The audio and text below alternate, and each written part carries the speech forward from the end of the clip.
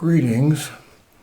Welcome to my introduction to this 724-page poem entitled Savitri, or Savitri, which I recorded for you here on YouTube. It was written by Sri Aurobindo.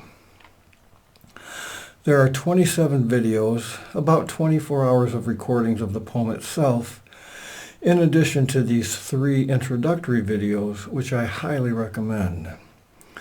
The 27 videos show only the text of the poem, white lettering against a blue background. It's pretty nice, so you can read along if you choose. Now, I do not believe many of the beliefs expressed in this poem, not at all. However, reading it has been extremely beneficial and therapeutic for me personally, so maybe it will help you also. Reading Savitri will raise your IQ, expand your creativity, increase your awareness, help you stay grounded, stimulate your third eye, connect you with your muse, help you gain perspective, improve your vocabulary, and on and on. The author wrote the entire poem while he was in his transcendent state of being, and you can experience and inherit some of that if you read it or listen. And you won't have to endure a lifetime of focused meditation and training like he did.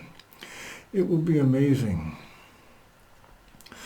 Whatever transcendence actually is, controlled dissociation, whatever,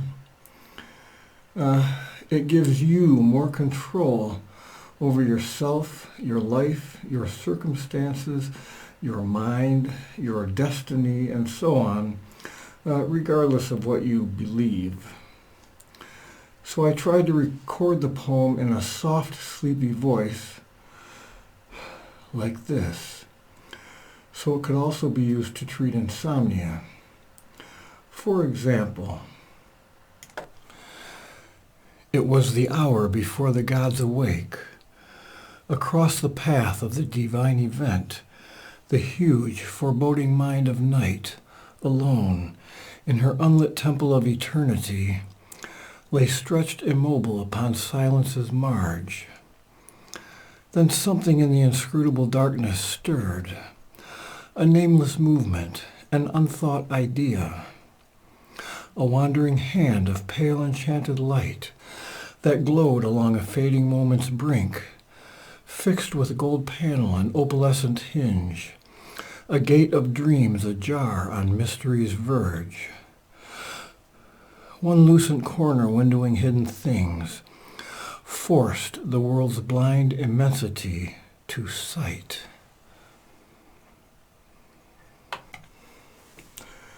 So it's like that for 724 pages. But you'll probably want to play one of the many 528 Hertz music videos along with it on YouTube. Just type in 528HZ music, pick one of the very long videos, and play that along with this poem. You can play 2 YouTube videos at the same time. If you minimize the video you're already playing, bring up YouTube again, play the second video, then adjust the relative volumes of each. You could put the transcendent poetry in the background of the hypnotic music, or vice versa. I dare you to stay awake listening to that. Don't do it while you're driving.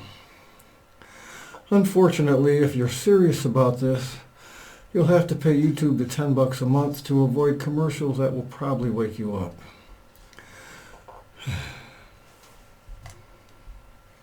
So the reason I did all this free work is because of a promise I made in exchange for a favor I received. Besides, this guy spent 40 years writing this. I could spend a few months recording it. It helped me a lot. The poem itself is a Vedic love story about a prince named Satyavan who dies young, and his princess wife named Savitri, the title of the poem, who refuses to accept his death. Through Savitri's boundless love and supernatural yoga, she defeats death itself, and guides her husband's spirit back into his body, and they and the world begin a new phase of consciousness. So an infantile storyline, maybe, but the story is simply the vehicle for the poetry, and the poetry is simply the vehicle for the superintelligence that Sri Aurobindo transcended into. And more. According to the author, the characters are incarnations of conscious and living forces with whom we can enter into concrete touch. And I have. You will be amazed. So the first time I read Savitri around 25 years ago, it took me about 2 years in between working in therapy, and I mostly had no idea what I was reading or what it meant, but I felt the effects of it as I read. Very subtle, but very definite, and very soothing to my severe PTSD. I knew it was helping me, although I did not know why. And the second time I read it, I understood most of it and began realizing just how much I totally disagreed with several of the fundamentalist assumptions upon which it is based. As it turns out, the state of transcendence, whatever that is, very good for you, very healthy and beneficial up to a certain point, that state of being is not dependent at all on any particular belief or beliefs. It is neither the cause nor the effect of a belief system. The transcendence itself is the beneficial and therapeutic aspect of all this. The beliefs underlying this poem are what he, Sri Aurobindo, needed to believe in conjunction with all his training in order for him personally to achieve his profound state of mind. You do not need to believe his assertions in order to be able to benefit greatly from the psychic processes which poeticize those assertions from the higher realms, whatever that is. Those same processes will produce different kinds of uplifting results through different individuals. The author uses 3 terms often in the poem: the superconscious, the ignorance, and the inconscient. Now, the term inconscient apparently refers to non-consciousness, to apparently non-conscious things like rocks, and also to apparently non-conscious forces that control things like gravity, inertia, and so on. Now, we all know that the whole, W-H-O-L-E, that the whole is greater than the sum of its parts. If we reverse that, then continue reducing reality in that matter until it cannot be reduced any further, that is the inconscient, the base, the foundation of physical reality. Superconsciousness, on the other hand, is self-aware, all-knowing, intentional control and creation of reality, as well as self-aware, all-knowing, self-controlling, self-creating reality itself, the gods. The inconscient is unaware, unintentional, unknowing control of reality, and unaware, unintentional, unknowing reality itself. Now, instincts and involuntary body functions are higher aspects of the inconscient. So integral yoga imbues the inconscient with consciousness. Yes, it do. The word ignorance in the poem is used as a noun, the ignorance. Us earthlings are the ignorance because our awareness is so severely limited by our physical senses, our life experiences, and so on. We know a little, but we don't know all. We are ignorant. Basically, consciousness that is not ultimate God is the ignorance. Ignorant consciousness. So in this context, reality evolves from the inconscient through the ignorance to the superconscious, God, and all the trials and tribulations of life are necessary and inevitable steps in this evolution, an evolution in which we are all eventually destined to eternal life and superconsciousness. Well, he uses the word super in its 19th century context.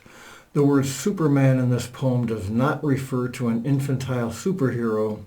It refers to humanity in a highly evolved state, able to heal and to know things psychically, and to influence events spiritually, and so on, like millions of tribal shamans did for thousands of years, like millions of folks still do sometimes when they pray together, and unfortunately, like many cult-trained dark wizards do in secret.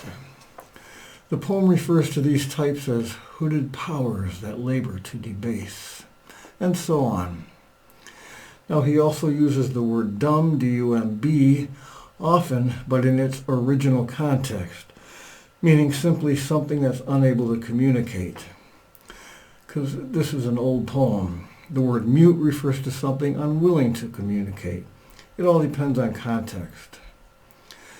So I could conclude the introduction right here, but for my own conscience, since it is my voice attached to all these words, saying, in all these videos, I need to elucidate the fundamentalist fallacies stated and implied throughout the poem. That is the next 2 introductory videos, and I guarantee that it will all become very interesting and thought-provoking for those of you who like to have your thoughts provoked. Okay, that's all for the first video. Thank you. Oh, please like and share.